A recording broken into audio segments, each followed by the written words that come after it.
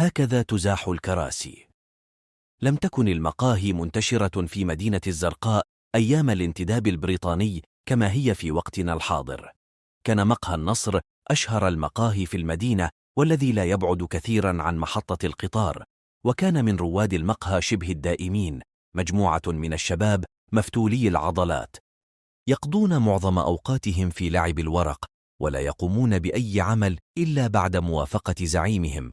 ومن صفاته أنه كان طويل القامة وممتلئ الجسم، ذا شوارب معقوفة تكاد ترتبط بشعره الكثيف الطويل، كما أنه جريء إلى حد التهور.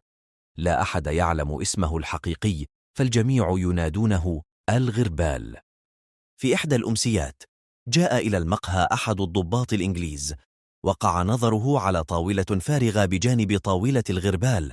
سحب الضابط أحد الكراسي المتناثرة ليجلس عليه، ولكن الغربال أزاح الكرسي من تحته بخفة وبحركة سريعة، مما جعل الضابط الإنجليزي يسقط على الأرض وقدماه ترتفعان إلى الأعلى.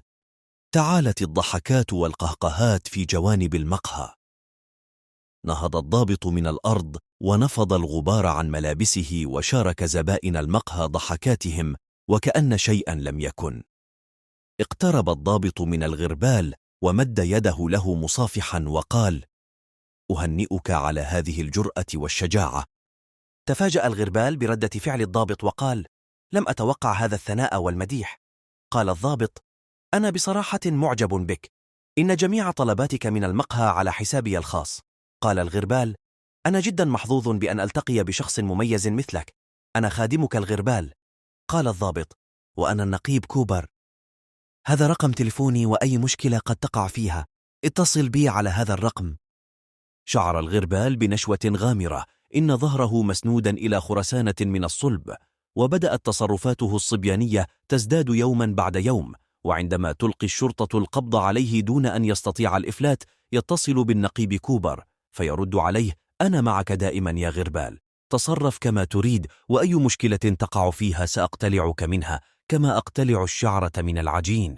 وكان في كل مرة يسجن فيها يأمرهم بإطلاق سراحه.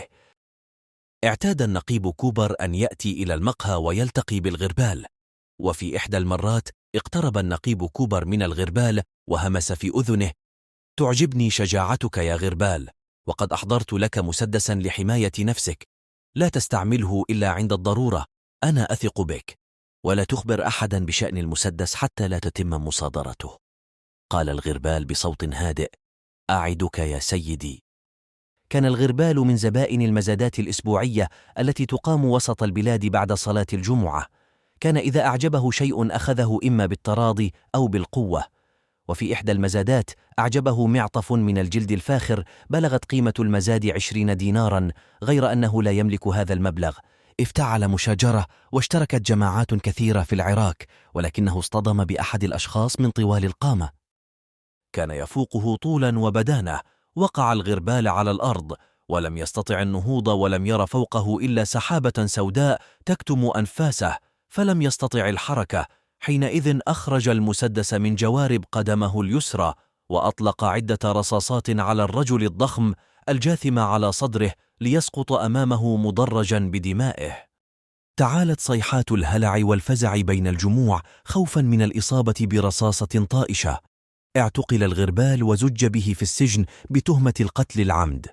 طلب الاتصال بالنقيب كوبر الذي بدوره قال له: لا تخف يا غربال، كما قلت لك سابقا أنا معك وسأبقى معك طوال الوقت، ولكن كما تعلم يجب محاكمتك ليأخذ القضاء مجراه، وأكرر يا غربال بأني سأبقى معك. استمرت محاكمة الغربال 3 أشهر، وأخيرا أصدر القاضي حكمه بالإعدام شنقا على السيد الغربال.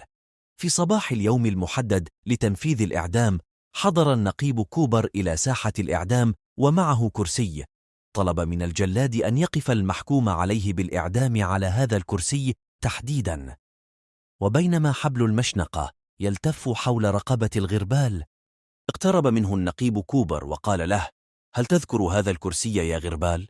قال له: لا أذكره، أرجوك انقذني أيها النقيب كوبر كما وعدتني، وبأنك لن تنساني ولن تتخلى عني أبدا. قال له: هذا الكرسي هو نفسه الذي أزحته من تحتي في المقهى في أول لقاء لنا، وبالتأكيد لم أنساك. ركل النقيب كوبر الكرسي بقدمه بكل قوة وهو يصرخ: هكذا تزاح الكراسي،